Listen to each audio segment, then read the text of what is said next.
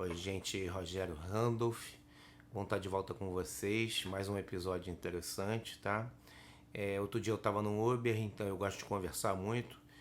E o rapaz bem jovem, tinha 27 anos, estava me contando do desafio que ele tem na vida. Ele tem um filho que na verdade não é nem um filho natural dele. Ele entrou num relacionamento com uma mulher bem jovem também, que tinha uma criança na época com 6 meses, que tinha nascido com glaucoma, e 90% da visão dessa criança estava comprometida, né? Então ele conseguiu, graças a Deus, uma vaga naquele Instituto Benjamin Constante, ali na Urca, para pessoas que têm desafios nessa área visual, né? E a criança está evoluindo, hoje ela está com 4 anos.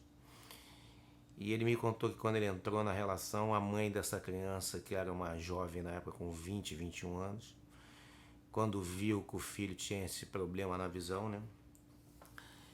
O pai da criança sumiu, pulou fora e deixou ela nessa situação muito complicada. A mãe, inclusive, estava pensando em se matar, tá muito depressiva. E ele entrou e conseguiu arrumar essa situação. Tiveram mais um segundo filho, né? Hoje em dia também um bebê com 9, 10 meses, que nasceu bem, graças a Deus.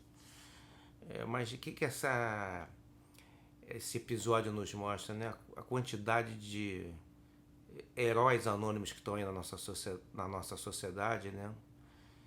E a mídia, né, cara, de uma forma muito perversa, ela tá sempre falando casos assim macabros, né, de pessoas que abandonam seus filhos, esquartejam seus filhos.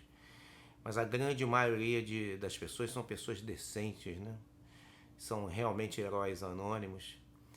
E por que a gente tem que entender essa estratégia da mídia, né? Eu falo muito sobre a amígdala cerebral, e quando eu falo isso para meus pacientes e pessoas que não conhecem, é um órgão que a gente tem dentro do nosso cérebro, e os mamíferos mais evoluídos têm, de guardar notícias ruins, né? Então a mídia, de uma maneira muito perversa, ela massacra a gente de notícia ruim, porque isso prende a nossa atenção, e eles vendem propaganda, anúncio, né? Mas o problema é se a gente não entender essa estratégia, né, desse órgão que a gente tem, a gente fica achando que o mundo está acabando, que as pessoas são horrorosas, são genocidas em potencial, psicopatas em potencial, né? E a gente fica esquecendo que a grande maioria da humanidade é muito decente, né, muito heróica, né? Pais se sacrificam diariamente pelos seus filhos, mães se sacrificam diariamente pelos seus filhos. O brasileiro tem a resiliência gigante, acorda 3 horas da manhã, a grande sua maioria muito decente, muito trabalhadora, né? E a mídia quer dar a entender que o mundo está acabando, que as pessoas são perversas, as pessoas são psicopatas, as pessoas são criminosas, as pessoas são ladras. Logicamente isso existe também, mas é uma minoria, né? Então é importante a gente se lembrar disso, né? E se libertar um pouco disso, né? Eu até recomendo para meus pacientes menos mídia possível, né? Principalmente a partir da noite, né?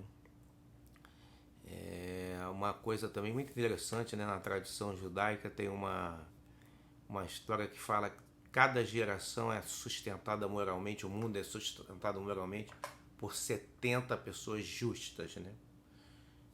Na palavra em hebraico, tzadik, né? Justa.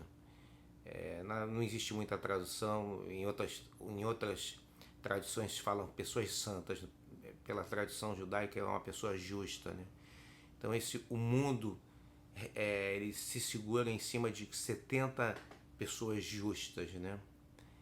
Pessoas com um alto nível moral, que não precisam ser nem religiosas ou de uma tradição religiosa específica, mas num certo sentido, essas 70 pessoas em cada geração sustentam o mundo inteiro, né? Como um exemplo ético de generosidade, de ética, de compaixão, de empatia, né?